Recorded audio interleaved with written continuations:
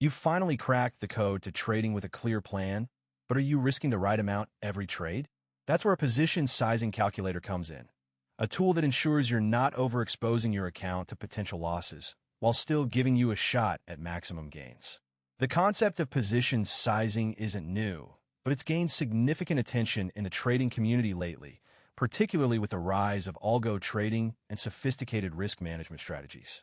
So, what exactly is a position sizing calculator, and how can it help you refine your trading approach? At its core, a position sizing calculator is a simple yet powerful tool that helps you determine the optimal number of shares or units to buy or sell based on your risk tolerance and account balance. By plugging in variables like your stop-loss level, maximum acceptable loss, and desired position size, you can calculate the ideal trade size that aligns with your risk-reward ratio. For example, let's say you have a $10,000 trading account and want to risk 2%